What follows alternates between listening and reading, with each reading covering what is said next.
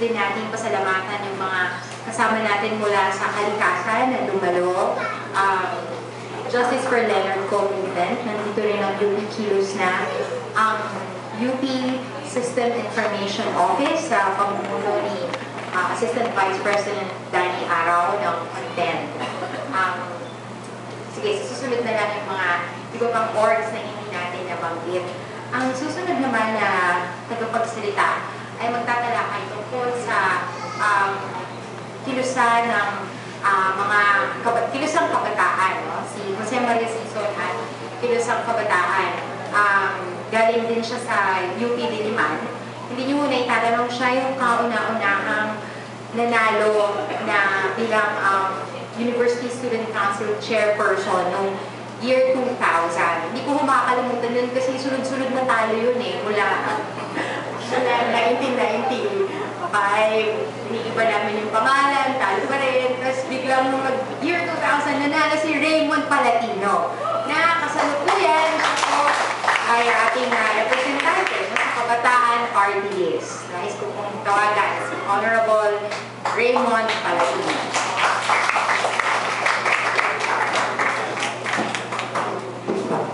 Maraming salamat po. Si Sarah po ay teacher ko sa sociology.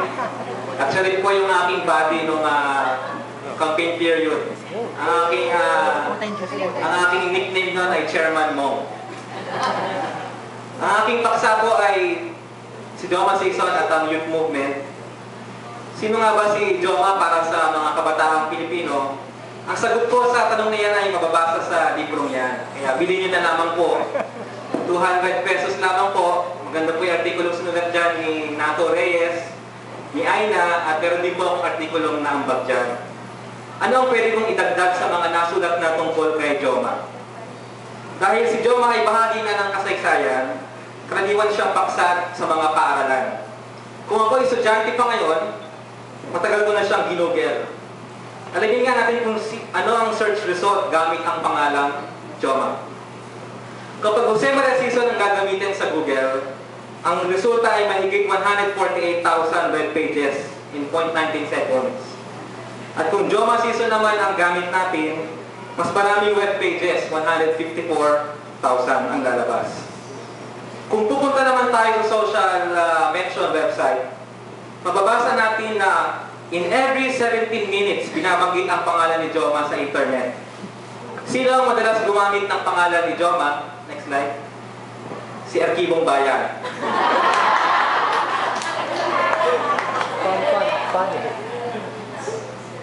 Nangunguna si Arkibong Bayan. At saan kadalasan lumalabas ang pangalan ni Joma? Sa Dig, sa Google Blog, sa YouTube, at Stumble-Upon. Si Joma ay Facebooker din. Pero nahihirapan ako sino bang totoong Joma Sison sa internet. Tinignan ko isa-isa sa page na ito. Next slide please. Kaibigan ni Jose Maria Sison si Jesus Laba. Mahilig ako sa word cloud. Yun ang nalaro ko sa internet. Lalagay ko sa wordle.net ang URL link ng isang website o teksto ng isang artikulo at lalabas ko ano ang mga pinakamadalas na gamiting salita sa website na yon. Sinubukan ko ito sa Facebook page ni Joma at ito ang lumabas. Mukhang madalas gamitin ng mga kaibigan ni Joma ang mga salitang prof, ILPS at condemns. Nagpunta naman ako sa website ni Joma. Hinanap ko yung bibliography section, listahan ng lahat ng kanyang sinulat mula noong 1950s. Nilagay ko ito sa Wordle at ano ang lumabas. Hindi nakapagtataka ang bayan, ang prominenteng salita. At mukhang madalas din magsulat si Joma sa buwan ng Setyembre, Mayo at Marso. Siyempre hindi reliable ang internet dahil internet stats dahil mabilis itong magbago. Pero magandang pag-aralan din kung paano nabubuo at binubuo ang imahe ni Joma sa cyberspace. Sa librong ito, higit nating mauunawaan ang buhay at pagkibaan ni Joma. May ilan akong dagdag sa mga nasulat na. Una, alam natin na si Joma ay 72 years old na. Pero siya ay nakulong ng 9 na taon. Idagdag pa natin yung pagkakakulong niya sa Netherlands. 9 na taon ang nawala sa kanyang buhay. Kung ibabawas natin ang 9 na taon sa kanyang edad, Siya ay 63 years old lamang ngayon. Pero siya ay torture victim. Katulad ng iba niyang kahenerasyon, ang isip at diwa man ay malakas, pero ang katawan na binugbog sa loob ng kulungan ay tiyak naramdaman nila ngayon ang epekto ng torture na ito. Kaya maaaring si Joma ay mas matanda pa sa 72 years old. Madalas kong mabasa ang pangungutya ng mga akademiko ng matanda na raw si Joma. Iba ang aking pamatayan ng matanda. Bata ka nga, pero kung ang interes na pinagsisilbihan mo ay ang bulok na lumang sistema, matanda ang turing ko sa'yo. Maraming batang matanda sa ating lipunan ngayon.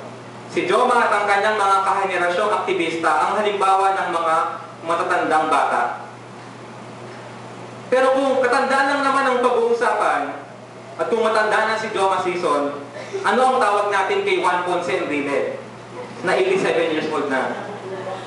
Si Joma ay hindi kailanman kikilalanin ng establishmento bilang isang dakilang leader politika ng ating bansa. Pero, magbilang tayo ng mga personalidad sa bansa na kayang mag-headline news basta magbitiw lang ng mga maiikling salita. Mga presidente, senador, obispo, artista, atleta, mga rebelde.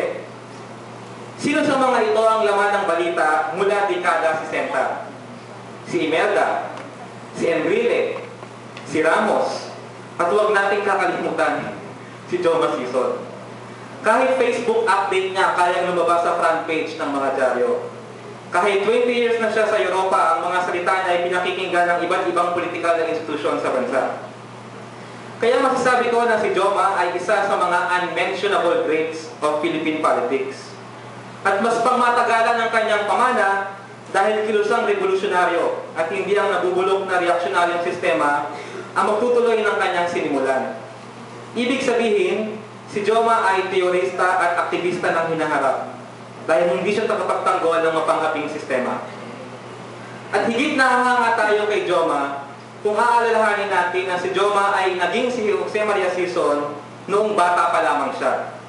Ang ilan sa mga kaklase ni Joma ay naging mga tanyag na lider at personalidad ng bansa, mga naging cabinet members, Supreme Court justices, pero marami sa kanila ay nakilala ng publiko noong matatanda na sila. Samantalang si Joma, tinatag ang SCAU, tinatag ang Kabataang Makabayan, sinulat ang SND, muling tinatag ang CPP at NPA bago siya mag 30 years old. I-google natin ang SND, CPP, NPA at KM at mababasa natin na aktibo pa rin ang mga radikal na institusyong ito. Henerasyon ni na Joma ang aktibong nagpanday sa pambansang demokratikong kilusan na may sosyalistang perspektiba. Naging katuwang nila ang henerasyon ng first cornerstone sa pagpapalakas ng kilusan sa buong bansa. Matapang ang henerasyong ito. Sila, kayo po ang umamon sa diktaturyang Marcos. Tinukoy ninyo na imperialismo, burokratapitalismo at feudalismo ang ugat ng krisis sa lipunan. Kaya natatawa na lang ako kapag may nababasa akong mga komentarista na bilib sa Pangulo na nagbawal ng wangwang sa kalye na para bang ito ang malaking salot sa lipunan. Ipinagdiriwang natin ngayon ang buhay at pakikibaka ni Joma, pero ang pagkilala sa kanya ay isang paraan din natin. Isang paraan din namin upang magpugay sa kanyang henerasyon at sa FQS generation. Special ang taong 2010. Bukod sa nanalo ulit ang ating mga progresibong party list, ang 20 years old na FQS member noong 1970 ay 60 years old na noong 2010. Si Judy Taguiwalo na 20 years old noong 1970, 60 years old na po siya last year. Ang batang aktivista noong 1970 ay opisyal ng kinikilala ng komunidad bilang mga matandang aktivista.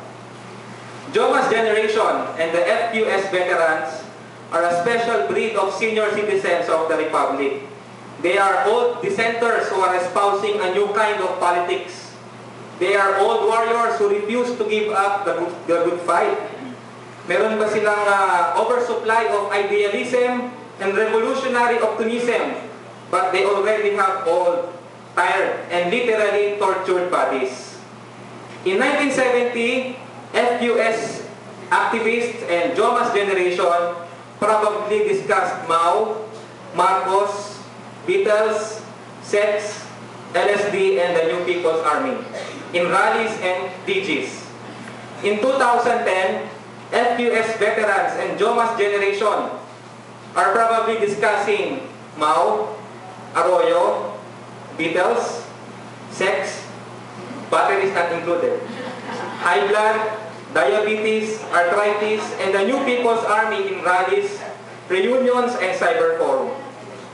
In 1970, young activists shocked the elders when they voluntarily embraced the Not Them revolution with a socialist perspective. In 2010, the strong resolve of FQS activists to reaffirm the politics of revolution continues to bewilder everybody. In 1970, they should be pursuing a career in government or establishing their own business, but they were more interested in the mass movement. In 2010, they should be thinking about their retirement or the welfare of their families, but they continue to struggle as nonconformist militants. There is no retirement paradise, no golden acres for the FQS veterans and Jomas generation. They are more concerned with the 5 golden rays and the building of a revolutionary future. Tatakot ang mga mayayamang bansa ngayon sa mabilis na pagtanda ng populasyon. Maraming malls sa Japan, tinanggal na ang children's section dahil kaunti na raw ang mga bata. Nakakatakot nga ang hinaharap, lalo na kung ang mga senior citizens ay tulad ni Enrile, Imelda, Ramos at Gloria Arroyo. Pero kung ang huwaran ng mga bata ay tulad ni Joma Sison, Saturo Campo, Romeo Capulo, Judy Tagiwalo at ang mga FQS veterans, hindi dapat tayo mangamba sa pagtanda ng populasyon. Dapat matakot ang mga reaksyonaryo, bata man o matanda, dahil ang henerasyon ni Joma at ang FQS ay handa pa rin lumaban hanggang ngayon.